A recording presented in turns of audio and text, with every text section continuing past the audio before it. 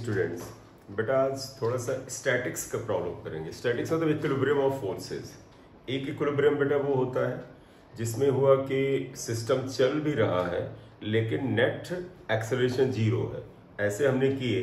अब हम चाहते रुके हुए, स्टैटिक माने रुके हुए सिस्टम का इक्विलिब्रियम देखना है, तो इक्विलिब्रियम ऑफ फोर्सेस ही लेंगे। इक्विलिब्रियम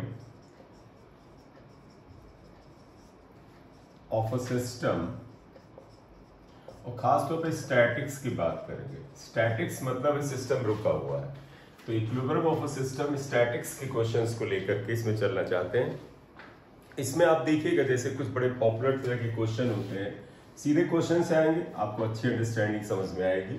जैसे इन्होंने दे दिया एक सिस्टम ऐसे है, आप देखिएगा ये एक सिस्टम है, इसमें एक ऐसे आपने ये एक रिजिड सपोर्ट है, आपने इसको ऐसे लिया, यहां से क्या किया कि एक थ्रेड आपने ऐसे रखा, ये बेटा स्ट्रिंग है, मासलेस है, एक स्ट्रिंग ऐसे रखा, ये स्ट्रिंग ऐसे, इन दोनों के बीच का एंगल मान ली ये 45 है ये, और इस जगह पर जहां पर ये दोनों ज्वाइन हुए हैं ये और ये, इस जगह पे आपने एक वेट हैंग कर दिया। आपने कहा कि इस जगह पर एक वेट हैंग कर दे, मान लीजिए 10 किलोग्राम का वेट ये हैंग किया है। ऐसा करने से ये सिस्टम इक्विलिब्रियम में रहता है। तो इसमें पूछ क्या रहे हैं कि ये स्ट्रिंग का, देखो ये अलग स्ट्रिंग है, आप अगर इसे मान ले A और इस स्ट्रिंग को मान ले B, इसको C मान लेते हैं, तो BA जो स्ट्रिंग है अगर इसमें टेंशन T1 है वो, और ये जो स्ट्रिंग है इसमें टेंशन अगर T2 है, ये पता करिए अगर ये एंगल 45 है। ध्यान रखिएगा what we have to do, ये यू कैन सी क्लियरली। बेटा देखिएगा स्टैटिक्स के प्रॉब्लम बड़े आसान होते हैं, बड़ा ध्यान से करना होता है बस। देखो एक ये स्ट्रिंग है, इसमें कुछ टेंशन होगा, ये दूसरी स्ट्रिंग टेंशन होगा, इन दोनों के सपोर्ट से एक ये 10 किलोग्राम का ब्लॉक यहाँ पर स्टेशनरी है। तो अब अगर आप यहाँ पे ध्यान दें एक चीज क्या आएगा, we have to find out tension T1 and T2, अगर हमें ये निकालना, राइट। डायग्राम में देखो बेटा ध्यान से देख लो, क्योंकि फोर्सेस मैं इसी में बनाने जा रहा हूं कि कैसे हम इक्विलिब्रियम लेंगे। जो फोर्सेस लगे आप उन्हें शो करिए। पहले सबसे पहले what we have to show all the forces acting here. तो सबसे पहले देखिएगा 10 किलोग्राम का वेट नीचे लग रहा है, तो इसका वेट 10G लगेगा।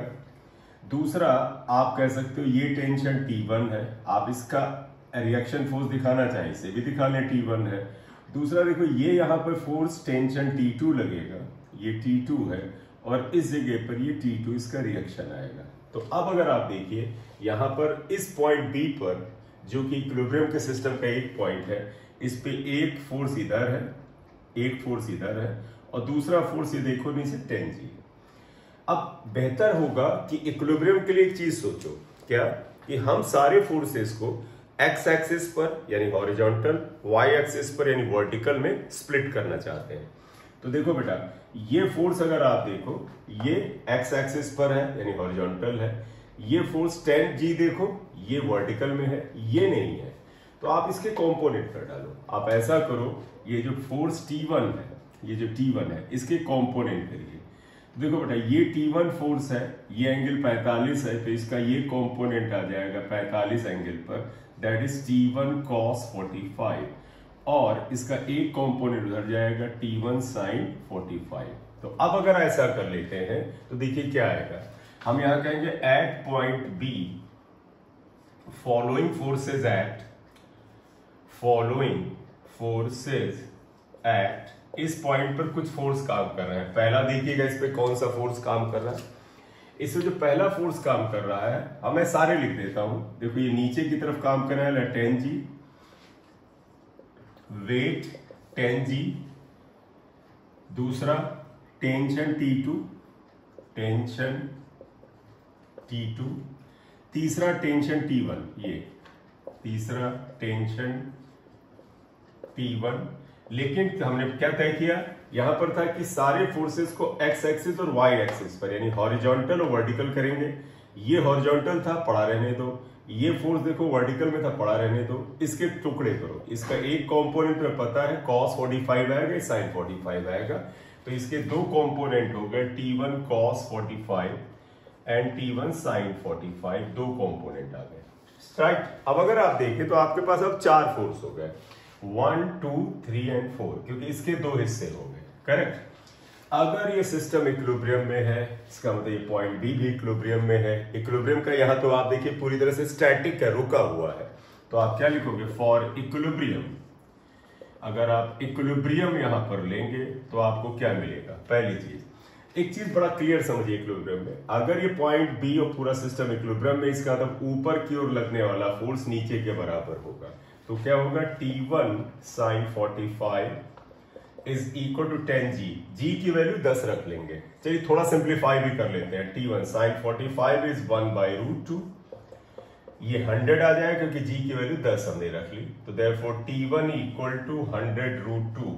देखो T1 की वैल्यू तो तुरंत ही चली आई, तो T1 इक्वल टू 100√2 न्यूटन आएगा, और सिंप्लीफाई करना, √2 की वैल्यू रख दो, अदरवाइज एक आंसर आ गया।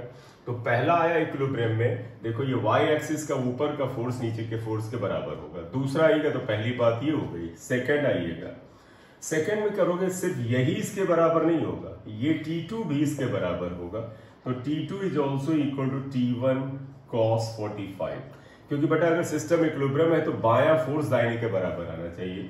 T2 इक्वल टू T1 की वैल्यू है 100√2, cos 45 1/√2 होता है, ये कैंसिल किया तो 100 न्यूटन आया। इस तरह से आप देख रहे हैं T2 इक्वल टू 100 न्यूटन आएगा। यही दो अननोन थे, हमें T2 और T1 निकालना था, ये बड़े आसानी से आपको यहाँ पर आ जाते हैं। तो इस तरह से आप इसे निकाल लेंगे, बड़ा सिंपल सा मेथड है ये, इसका है। अब इससे हो सकता है थोड़ा सा हम और बेटर सवाल ले लें इसका।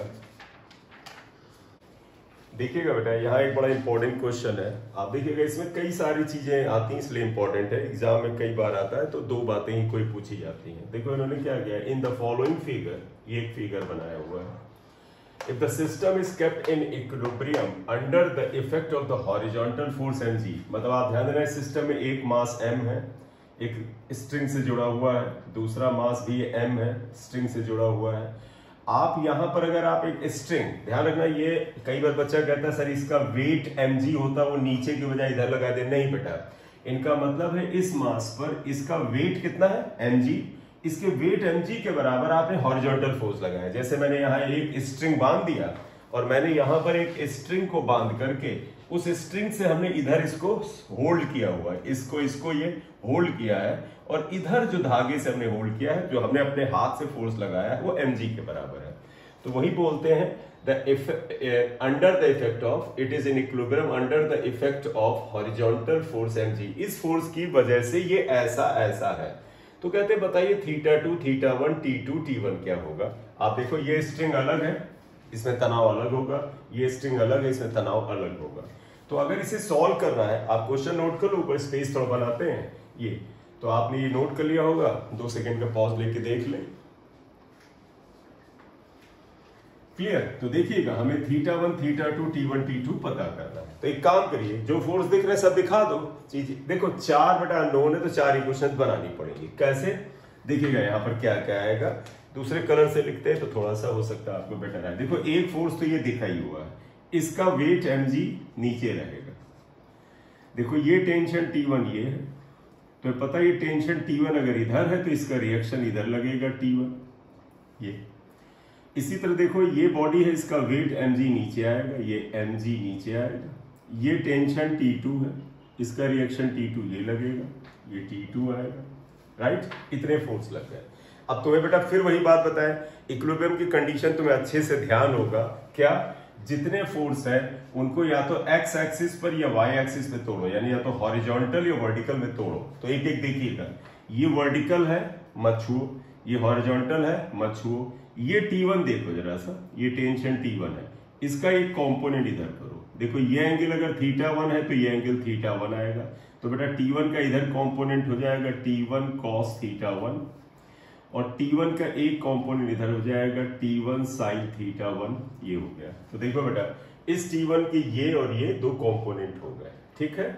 अब जरा देखो ये वेट mg जैसा दिख रहा है, वर्टिकल है, ये नहीं है, तो आप देखो इस T1 के अगर कंपोनेंट करें तो इसे T1 cos इधर लिख दीजिए, T1 cos θ1। देखो इस T1 का भी एक कंपोनेंट, तुम्हें सभी को याद है किसी फोर्स का थीटा पे कंपोनेंट cos होता है, तो T1 cos θ1 होगा, और इसका एक कंपोनेंट इधर T1 sin θ1 होगा। ये आएगा। तो आप देखिएगा आपने इसके कंपोनेंट कर दिए, इसके कर लिए। अब जरा इस पे आ जाओ, आप इस पे देखिएगा, ये T2 है, ये θ2 है। अगर देखो ये एंगल θ2 है, तो देखो इसका एक कंपोनेंट हो जाएगा T2 cos θ2 और इधर एक कंपोनेंट हो जाएगा T2 sin θ2। ये आएगा। इतने फोर्स आ रहे हैं। अब अगर हमसे कहा जाए कि बॉडी का इक्विलिब्रियम बताओ, इक्विलिब्रियम करके आप यहां पर ऐसा करें कि जो अननोन है उनकी वैल्यू निकाल लेते हैं। तो यहां पर इक्विलिब्रियम किसका आएगा? पूरा सिस्टम इक्विलिब्रियम में है। और अगर एंटायर सिस्टम इक्विलिब्रियम में है तो इसका मतलब क्या हुआ, जरा देखिएगा। पहले हम इस ब्लॉक को कुछ लेबलिंग कर लेते हैं। मान लीजिए ब्लॉक ए है और इस ब्लॉक को बी मान लें, ठीक है। तो पहले मैं इक्विलिब्रियम ऑफ ए ले रहा हूं। तो देखो फॉर ए के इक्विलिब्रियम की बात करूं, जरा ए पे गौर करिएगा कौन कौन से फोर्स लग रहे हैं। देखो बेटा, ये दाहिनी तरफ फोर्स लग रहा है, ये बाईं तरफ। इसका मतलब T1 sin θ1 equal to mg। तो पहले तो आएगा T1 sin θ1 equal to mg, फिलहाल एक फोर्स आया। दूसरा देखो ये इक्विलिब्रियम में है, ये आप देखो बेटा क्या आएगा, T1 cos θ1 equal to mg। तो T1 cos θ1 equal to mg आया। ये दो इक्वेशन आ गई यहाँ, राइट। हम अगर इनसे चाहें तो थीटा निकाल सकते हैं। हम अभी इसकी बात बाद में करना चाहते हैं। तो आप देखो, अगर आप इसमें क्या करो, डिवाइडिंग 1/2, 1 को 2 से डिवाइड करें तो T1 sin θ1 upon T1 cos θ1 equal to mg upon mg। ये कैंसिल होगा, ये कैंसिल होगा। तो tan θ1 इक्वल टू 1 आएगा। तो पता है tan θ1 होता है 45 के लिए, तो θ1 इक्वल टू 45 डिग्री आ गया। तो पहली बात तो एक आंसर आ गया कि θ1 इज 45। अब अगर आप ऐसा करो कि θ1 की वैल्यू अगर आप यहां रख लो तो T1 आ जाएगा। तो देयरफॉर इक्वेशन 1 में अगर आप रख ले यहां पर, तो देखो T1 sin θ1 की वैल्यू 45 लिख दो, 45 equal to mg। T1 sin 45 1/√2 है इक्वल टू mg। तो T1 इक्वल टू mg√2 आ जाएगा। ये आ जाएगा T1 की वैल्यू। तो दूसरा आंसर आ गया, ये आ गया। तो दो आंसर यहां पर आ गए कि θ1 क्या है, T1 क्या है। इतना आप नोट कर लें और जरा सा ध्यान देख लें। हमने इस बॉडी के इक्विलिब्रियम की बात की। क्लियर? अगर आपको ये 45 मिल गया, ये mg√2 मिल गया, इसे ध्यान रखो, इस्तेमाल करना पड़ सकता है। ये सिर्फ ए के इक्विलिब्रियम से दो अननोन आ गए। अब हमें बी देखना पड़ेगा। तो आप जरा देखिएगा गौर से। फॉर इक्विलिब्रियम ऑफ बी क्या होगा, इसमें आइएगा। फॉर बी बॉडी के लिए आप बात करें, जरा देखिएगा बी पे क्या क्या लग रहा है, ध्यान देखिएगा बेटा। देखो इस जो बी बॉडी है, इस पे देखो ये लेफ्ट में फोर्स लग रहा है, ये राइट में लग रहा है। ये है T2 sin θ2, ये T1 sin θ1 है। तो पहले तो देखो T2 sin θ2 equal to T1 sin θ1, T2 sin θ2 equal to T1 की वैल्यू आई थी mg√2, sin θ1 आया था sin 45। तो T2 sin θ2 equal to mg√2 और sin 45 1/√2 आएगा, कैंसिल। तो T2 sin θ2 equal to mg। ये अगली इक्वेशन आई। कुछ मान लीजिए x1 मान लिया। अब आप देखिएगा हमने क्या किया बेटा, ये लेफ्ट हैंड साइड का फोर्स राइट हैंड के बराबर ये किया। अब आ जाइए ऊपर, ऊपर का फोर्स नीचे के बराबर। नीचे देखो कौन कौन से फोर्स, यहां ध्यान दीजिएगा। एक ये लग रहा है T1 cos θ1 और एक ये वेट mg, इसका वजन। एंड तो ये क्या आएगा, T2 cos θ2 इक्वल टू, ये आ जाएगा T1 cos θ1, T1 cos θ1 plus mg आया ये।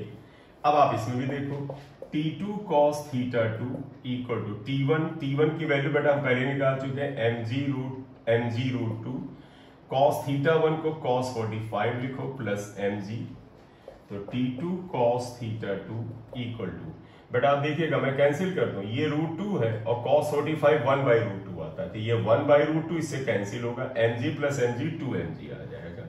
ये इक्वेशन x2 आ गया। देखो T2 sin θ2 mg है, T2 cos θ2 2mg है। दो इक्वेशन है, T2 और θ2 दो अननोन है, सॉल्व करके आंसर आने लगेगा। तो अब आप इसका फ्री बॉडी डायग्राम आप हटा सकते हैं या डायग्राम हटा सकते हैं। आप सिंप्लीफाई कर लीजिए इन दोनों को। मुझे लगता है सबसे पहले है इसमें इसको डिवाइड करें तो θ2 आ जाता है। तो dividing equations x1 and x2 को डिवाइड करते हैं। देखो x1 है T2 sin θ2 अपॉन ये है T2 cos θ2 equal to mg upon 2mg। तो ये कैंसिल हुआ तो tan θ2 इक्वल टू हाफ आएगा। तो θ2 को आप बेटा इतना ही निकाल पाओगे, tan इनवर्स हाफ, ये आएगा θ2। तो θ2 की वैल्यू आपकी जो आती है that is actually tan inverse half आया। ठीक है, तो θ2 आया, tan इनवर्स हाफ। एक अगला आंसर आया। अब तुम्हें लगेगा कि सर इनसे डिवाइड करके ये आ गया, अब T2 कैसे निकालें? तो क्या tan इनवर्स या tan θ2 की वैल्यू यहां रखें? नहीं, ये मत करो। आप ऐसा करो, इनको स्क्वायर करके ऐड करो। तो देखो T2 cos sin square θ2 cos square θ2 1 हो जाएगा। तो now squaring and adding equations x1 and x2, हम इन्हें स्क्वायर और ऐड कर रहे हैं। तो देखो क्या आएगा, T2 square sine square θ2 plus T2 square cos square θ2 equal to इसका स्क्वायर करो mg square plus 2mg square, ये आता है।